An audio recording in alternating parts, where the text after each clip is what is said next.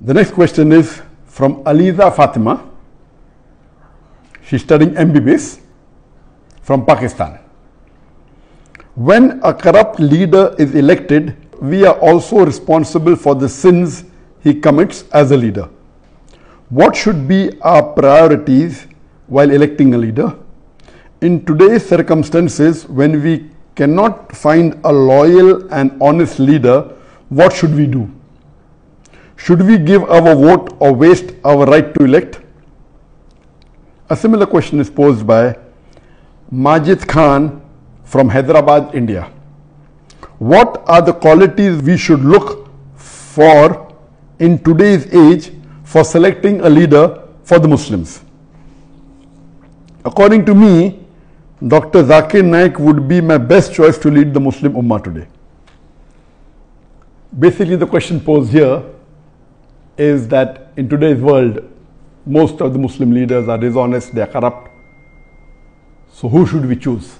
Or should we let our vote go in waste? And the second question is that what are the qualities that a Muslim leader should have? And the brother suggested that I should be the leader, which will come to it later on, which I'll answer inshallah. As far as what should the qualities of a Muslim leader be, is the best exemplary Muslim leader in the world is our beloved Prophet Muhammad. That's the reason Michael H. Hart, he places him number one in the list of 100 most influential human beings in the history of humankind. Imagine he being a non-Muslim places Muhammad as number one, and he says that Prophet Muhammad, peace be upon him, was not only successful as a religious leader, he was even successful as a social and a political leader. Because of that, he placed him number one. That he was not only a successful religious leader, he was also a successful social and a political leader. So the best example of a political leader in the world today we have is Prophet Muhammad, peace be upon him. After that, we have the example of the Khulafa Rashidin, Hazrat Abu Bakr, Hazrat Umar, Hazrat Usman, Hazrat Ali. They are best examples for us after the Prophet. And that's the reason Michael H. Hart, he places Umar al-Khattab radiallahu anh, may Allah be pleased with him, as number 51, because he was a very successful leader. So if today, unfortunately, I don't know of any Muslim leader who is anywhere close to the quality of leadership of Prophet Muhammad, not even 0.001%. Leave aside that, not even close to Hazrat Umar radiallahu anh.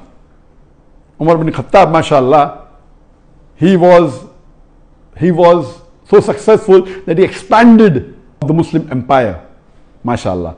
And if you read his seerah, you will find the example how a Muslim leader should be. Unfortunately today, none of the Muslim leaders, we have about 56 to 57 countries in which majority of the people are Muslims. In some countries 100%, some more than 95, some more than 90, some more than 50%. There are about 57 countries in the world out of a little bit more than 200 countries. That means more than 27% of the countries in the world, there are countries in which Muslims are in majority. Unfortunately, none of these leaders are anywhere close to Umar al-Khattab radiallahu anh. Nowhere close. And if you read the seerah of Hazrat Umar, may Allah be pleased with him, he told his family that if any of my family members break any of the rules, they will get double punishment. Because the family of a caliph should be following the rules much more than others. If they break any rule, they will get double punishment. And you have several examples. Unfortunately, we find today that most of the Muslim leaders, they are more, as the sister rightly asked the question, that most of them are corrupt, most of them are dishonest, they are involved more in making money for themselves, unfortunately. Just let me give you one example of Hazrat Umar radiallahu anh. That when he was the Khalifa, he had two of his sons, Abdullah and Ubaidullah, may Allah be pleased with them both. When they went to the governor of Basra, when they were passing Basra, the governor called them and he was very happy to meet them. He said, what can I do for you? Then he said, why don't you give this amana to Amirul Mu'minin, to your father, the Umar al-Khattab radiallahu anhu. But I give you permission that on your way you can utilize the money for business, and when you get the principal amount back, keep the profit, and you can give the principal amount back to Amirul Mu'minin. So both the sons of Umar radiallahu anhu, they take the money, and on the way they do business and they get a huge profit, and they go and give the principal amount to their father Amirul Mu'minin, and they say, this is what the governor of Basra said, and this is the amana. So Hazrat Umar was angry, and he asked his sons that, did the governor give this money to somebody else? They said no. So how come he has given it to you? So Umar radiallahu anhu commanded to his sons that give the principal amount as well as the complete profit. Give everything to Baitul Mal. Then the people who were close to Hazrat Umar radiallahu anhu, the other Sahabas, they told that this is a business deal and the permission was given by the governor. So what is their fault? And if it's a business deal, we are allowed to do that. So finally, after a lot of discussion, when they said that, he should change his ruling, then Hazrat Umar radiallahu anhu said, okay, fine, give 50% of the profit to the Baitul Mal. So we see he was so strict, and he made it a law that any of his governor, before they appointed, he checks their wealth. And once they relieve the post, he checks their wealth again. And he allows only a small percentage of increase. Anything more than that, he said, give it to Baitul Mal. Not that he accused them of corruption. No. He said that means even if you spend more time in the worldly affairs, you are not fit to be a governor. If you want to be a governor under my rule, you have to give your pure time to your duty. Even if you make money, honestly, that is not your purpose. Unfortunately, we see today in the Muslim Ummah, most of the Muslim leaders, they are far away from the deen. If you just take the basic concept of Salah, I believe more than 50% of the Muslim leaders, they may not be offering 5 times Salah in congregation. There may be a handful, just a small percentage who may be offering 5 times Salah, that also in a congregation. So unfortunately, the state of the Muslim Ummah today, we have gone far away from the Quran and Sunnah.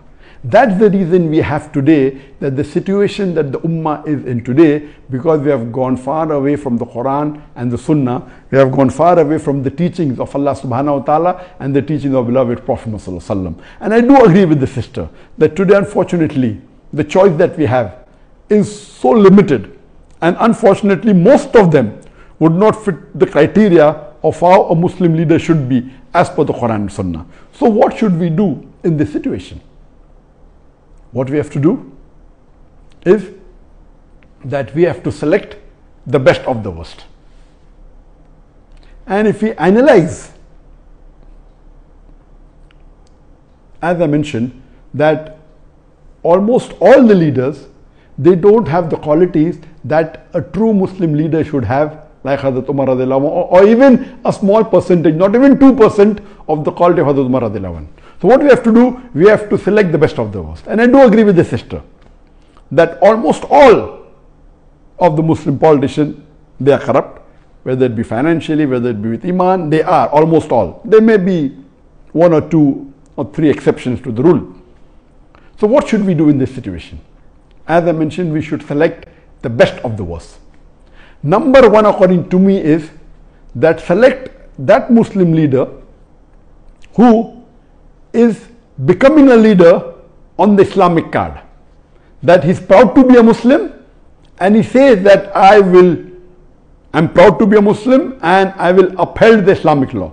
Whether he does or not is secondary. Because in today's world, the basic rule for a politician today, unfortunately, is that he has to maintain his chair by hook or by crook. It may go against his set of rules, it may go against his deen, it may go against his family. As long as he is sitting on the chair, he is happy. So he will do anything to maintain his chair. Because of this reason, my first advice is that if two Muslim leaders are standing, select that Muslim leader who openly says that he is proud to be a Muslim and he is coming on the Islamic card. He may or may not be a practicing Muslim, that is secondary. I will go to the extent of saying that if there is one Muslim leader who is practicing Islam 20%, but is coming on the secular card, he is not saying that I will protect the Muslims, I will follow Islam. And there is another Muslim leader who is following 10% of Islam, but is coming with the Islamic card. He is openly saying that I will protect the religion of Islam, I will protect the Muslims. Better select the person who is following 10% Islam as coming with the Islamic card rather than the other Muslim leader who is following 20% and is not coming on the Islamic card, because the person who is not coming on the Islamic card will not go out of his way to follow the Islamic principles, because that was not his trump card to win the election. Whereas the other Muslim leader who may not be following Islam as much as the other person, both are below average, but at least because he's come with the Islamic card, he will see to it that he'll make more masajid. He may not pray salah, but he'll see to it he will make more masajid, more mosque. He will protect the law of Islam. He will help the Muslim, because his trump card to win the election was the Islamic card. This is a very key point. Unfortunately, and we know, as the sister rightly said, that majority, almost all are corrupt. So, but if you have a corrupt leader who's coming with the Islamic card, is better than a corrupt leader who's coming without the Islamic card. There are maybe 1, 2 or 3, if we search in the Muslim Ummah, who may be following majority of the faraiz in Islam. But they may not be having the acumen to be a good leader. We have on the other example some Muslim leader who I have praised in my speech. They may be bold, they may stand for justice, they may not be following Islam to the T. They may not be offering 5 times salah, may be offering maybe a few times in a week. But they may openly protect the Islamic cause, because that is their principle, but they are not doing it for the Islamic cause, they are doing because that is what they feel is right. They are more for the cause of humanity, but Islam is far above humanity.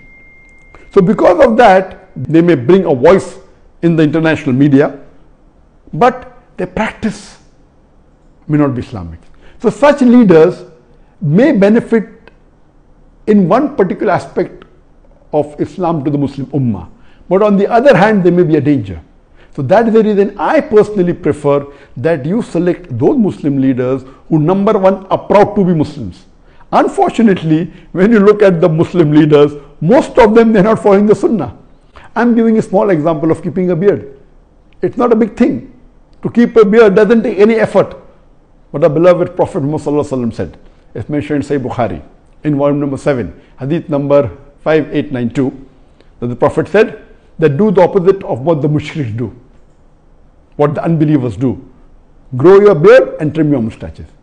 According to all 4 schools of thought, all the 4 Aimmas, keeping a beard is fard. It's such a small effort. But yet, unfortunately, majority, more than 75% of the Muslim leaders who are men, they don't have a beard. Why? That means they're not proud to be Muslims. That doesn't mean if you keep a beard, you have fulfilled all the requirements. No, please don't get me wrong. In requirements, you have to follow the 70 major sins and see how good the person is. So what we have to realize, my basic point here is that select those Muslim leaders who are proud to be Muslims, even though they may be less in practice. A person who is proud to be a Muslim and a practicing Muslim, it is the best. Who's practicing and doing all the faraiz? I don't think so. If you search, you may find 1 or 2, but they may not be good leaders, but they may be following the faraiz. So here, see to it that you elect those who are coming with the Islamic card and those who are proud to be Muslims and present themselves as Muslims, are not shy when they meet the non-Muslim leaders. They are not shy to present themselves as Muslims. Now coming to the second part of the question, that these criterias, the best is read the seerah of the Prophet and seerah of Hazrat Umar radiallahu anhu, Hazrat Abu Bakr, Hazrat Usman, Hazrat Ali, and you see the examples in their life, how honest. And none of these leaders, they wanted to become leaders.